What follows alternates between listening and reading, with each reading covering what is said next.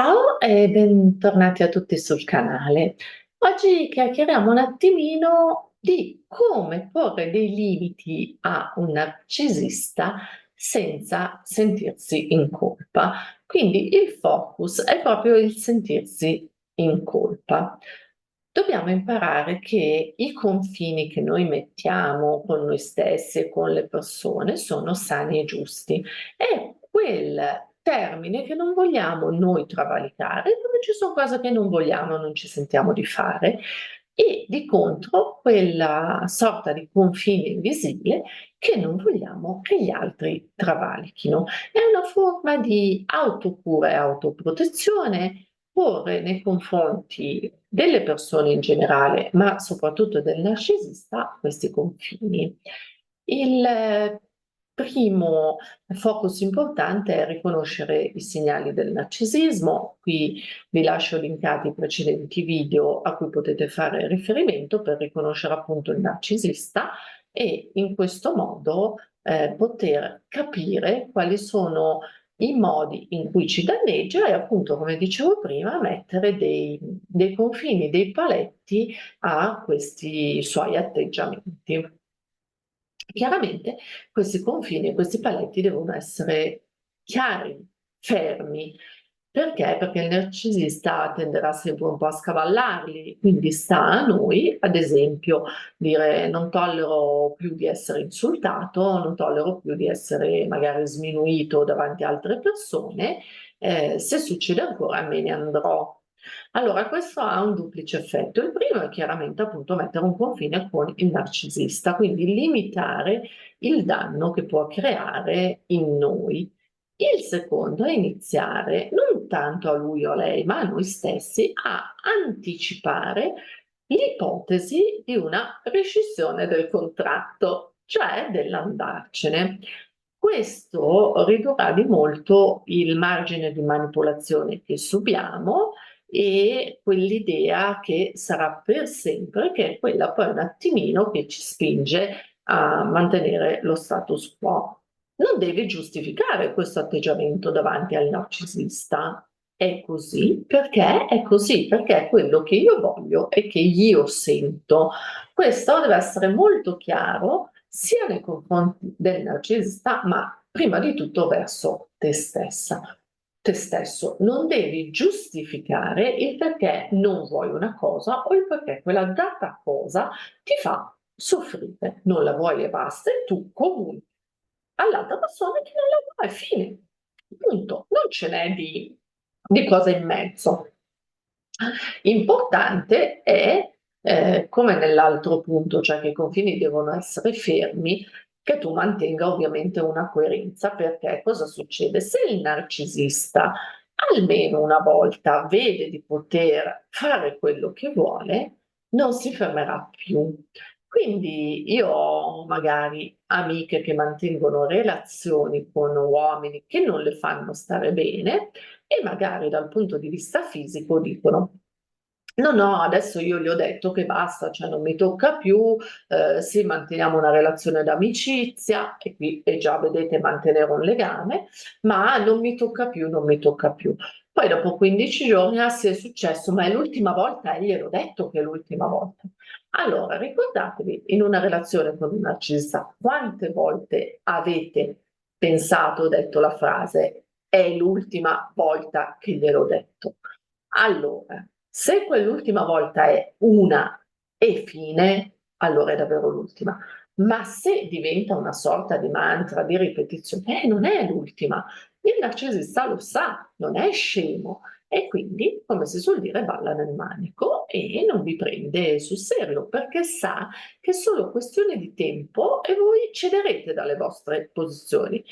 E invece quello che ci vuole in questo momento, in questo punto, è proprio una salda coerenza. Come facciamo a essere saldamente coerenti nelle nostre espressioni e in quello che diciamo al narcisista? E creiamo un pochino di spazio fra noi e lui o lei. Come?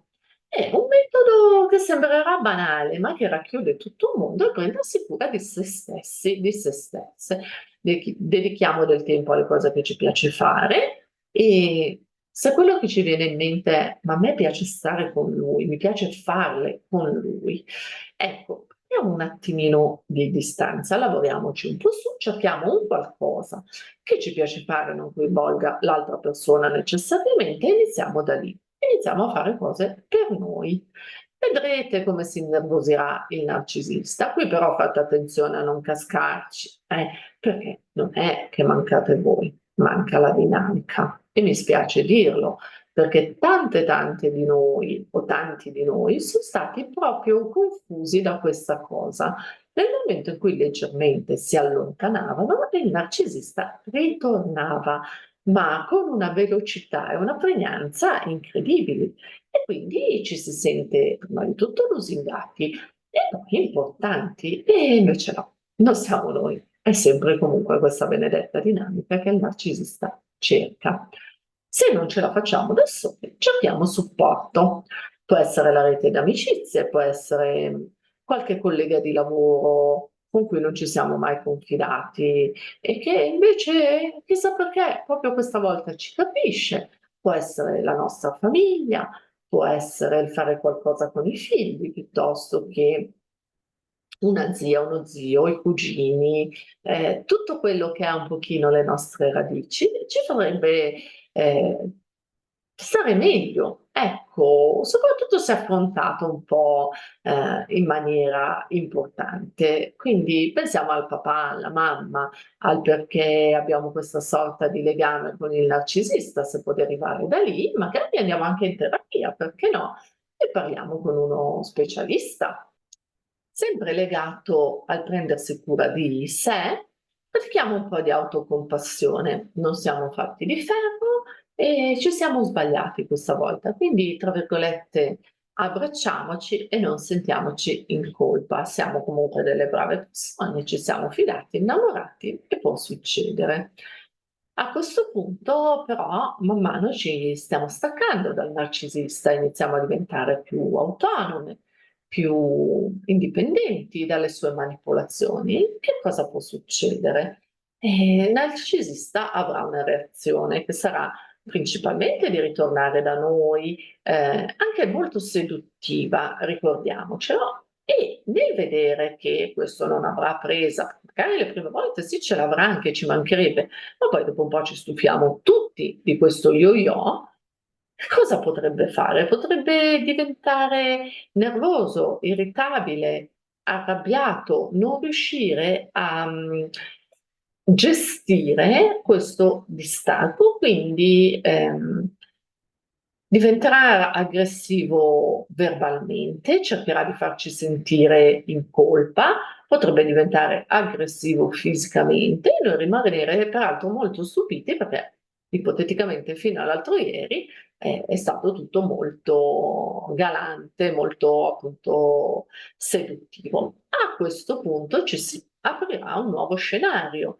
cioè la persona che abbiamo davanti inizieremo a vederla un pochino più senza veli e dovremo decidere, e forse sarà maturo il momento, se continuare o piuttosto troncare questa relazione con una persona che si è dimostrata non essere posto granché di persona.